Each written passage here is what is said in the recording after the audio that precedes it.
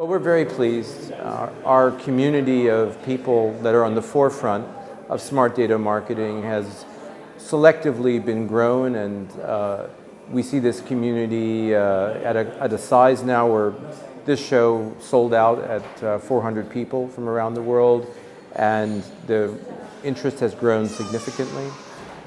So the feedback that we're getting from people that are here is that they very much enjoy the interactions, and that's what this is all about.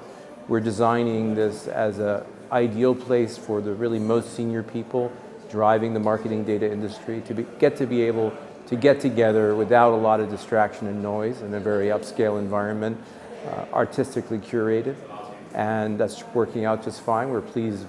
All our goals have been met for this edition. I think different was our data science hackathon. We did that in Madrid in the pre-summit, the weekend preceding this global summit. The awards have, of course, been given out yesterday, but our client Unilever was very, very happy with the outcome and the insights they got from their data. That was also sponsored by Twitter, and it seemed to be a really, really good exercise in terms of a cutting-edge marketing problem that some of the most talented data scientists around the world were helping to solve and uncover. And the winner's even a bit more unexpected than some of the companies you might expect to win. So we're just thrilled how things have gone. Again, it's down to selective growth. I think if you reach a certain critical mass as you're growing an organization, there's a temptation to look to maybe the commercial aspects and just maybe let that dictate too much your direction. And with us, it's very much about the quality of the people that are here. So it's really selectively growing that community, continuing to do that. And we look for, 2 years ago, we started our data science board, and the hackathon now has gotten to a proportion where I think that will grow very nicely. And we're looking at the new areas that we can focus on that will be a great impetus to this group and help enrich everybody. So even if we have our own specific programs, we always look at how does that interplay with everybody else. And I don't think there's anybody here who could say, oh, well, data science, that doesn't interest me. What they do, even in the more specific areas, the conclusions out of that is something that everybody benefits from. So we'll be looking for new areas that we can synergetically add. A couple of things going into the event. First of all, the theme, making data human.